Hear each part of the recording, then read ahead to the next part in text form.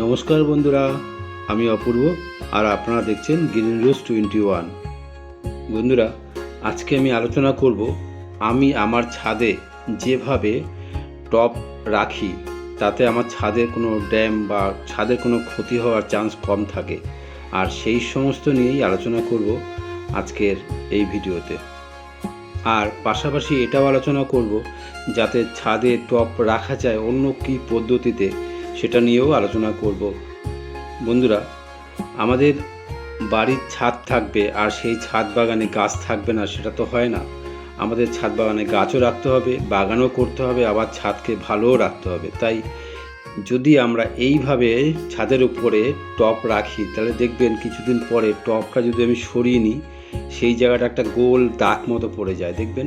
আর সেই দাগ বেশ কিছুদিন রাখলে পরে সেই জায়গাটায় একটা বালির আস্তরণ আস্ত করে উঠে আসে, বা বালিটা মানে ওই ছাদের জলছাদ করার পরেও এই ক্ষতিটা আমাদের হয়। তাই আমি কি করেছি, এরকম লোহার স্ট্যান্ড যেখানে গ্রিল বা লোহার ঝালাই করে বানিয়ে দেয়, তা সেরকমই স্ট্যান্ড করে রেখেছি আমার ছাদে।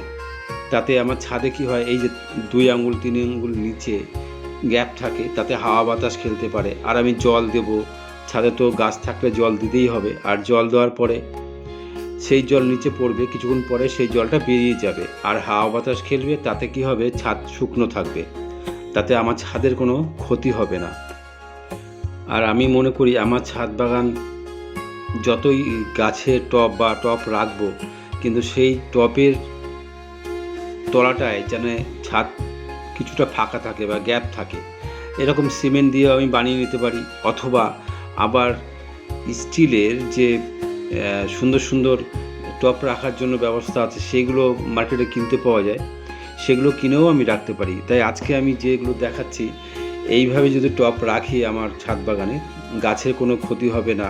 পাশাপাশি আবার এই যে আমি প্লাস্টিকের যে পলিথিন পাইপ আছে, 1/2 ইঞ্চি পাইপ, সেই পাইপ দিয়েও আমি কিছুটা গ্যাপ করে একটা র্যাকের মতো করে আমি সুন্দর করে টব রাখার ব্যবস্থা করতে পারি। আবার আমি অনেক বাড়িতে বা অনেক বাগানে দেখেছি ছাদের উপরে বেড করে গাছ বাগান করে।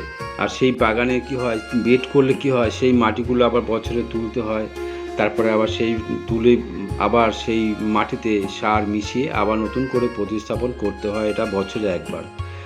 আর এটা কি হয়, আমি যে টবের গাছ বড় হয়ে গেছে বেশি, সেই টবগুলো আমি চেঞ্জ করতে পারবো তার মাটি। এই যে আগেই বলেছি যে এরকম স্টিলের এইগুলো কিনতে পাওয়া যায় মার্কেটে, দেখবেন স্টিলের দোকানে অনেক সময় ফুটপাতে এগুলো কিনতে পাওয়া যায়। আর এগুলো রেডিও পাওয়া যায়, গেলেই দোকানে হয়তো 25 টাকা 30 টাকা পিস নেবে, এরকমভাবে কিনতে হয়। আমি কিনে নিয়ে আসি আর তার উপরে এরকমভাবে টব রাখি। তাতে কি হয়, ছাদের তলাটা ফাঁকা থাকে, ছাদে কোনো ক্ষতি হয় না বন্ধুরা। আর মাঝে মধ্যে আবার এইগুলো সরিয়ে দিয়ে একটু যদি ঝাড় পোছ বা পরিষ্কার করে রাখি, সবসময় পরিষ্কার পরিচ্ছন্ন, তাহলে ছাদে যে ড্যাম পড়ার ভয়টা থাকে, সেই ভয়টাও থাকে না। আবার আমাদের বাগানও সৌন্দর্য থাকে। তাই এগুলো মাঝে মধ্যে সরিয়ে দিয়ে আমি পরিষ্কার করে রাখি। আর বাগান করতে গেলে আমাদের খেয়াল রাখতে হবে বা নজরে রাখতে হবে যাতে আমাদের ছাদ ভালো থাকে, সেই দিকটাও খেয়াল করতে হবে। আর এই যে লোহার স্ট্যান্ডগুলো আমি প্রতিটি 10 ইঞ্চি টপের ওপরে এরকমভাবে বানিয়ে নিয়েছি। তাতে কি হয়, একটু যদি হাওয়া বাতাসও লাগে তাতে টপ পড়ে যায় না আর টপ ভাঙেও না, আর দেখতেও বেশ ভালো লাগে। আর যখন আমি এই টপগুলো বানিয়েছিলাম, তখন গ্রিলের দোকানে অর্ডার দিয়ে বা আমি একটা স্যাম্পল দেখিয়ে এরমভাবে তৈরি করে নিয়েছিলাম। এইভাবে করে নিলে আমাদের ছাদের কোনো ক্ষতি হবে না আর ছাদ ভালোও থাকবে। এগুলো নতুন বানানো। যখন আমার মনে হবে যে এই টবটা এখান থেকে সরিয়ে নিয়ে অন্য কোথাও নিয়ে যাব, সেটা আমি চট করে সরাতে পারি বা রাখতেও পারি। পাশাপাশি আবার এরকম যে 1/2 ইঞ্চি টাইম কলের যে পাইপগুলো আছে, সেই দিয়ে এরকম সুন্দর করেও বানানো যায়। আর সেটা করলেও ভালো, কিন্তু এটা খরচাটা একটু বেশি আমার মনে হয়।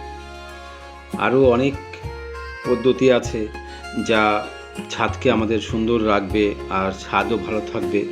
সেইভাবে যদি আমরা ছাদের ওপরে স্ট্যান্ড করে রাখি বা অথবা যারা এই গ্রিলের কাজগুলো করে এদের সাথে একটু আলোচনা করলেও এই যে আমাদের গার্ডওয়াল আছে, গার্ডওয়ালের উপরেও আরও সুন্দর ব্যবস্থা করে এই টব রাখার ব্যবস্থা করা যায়।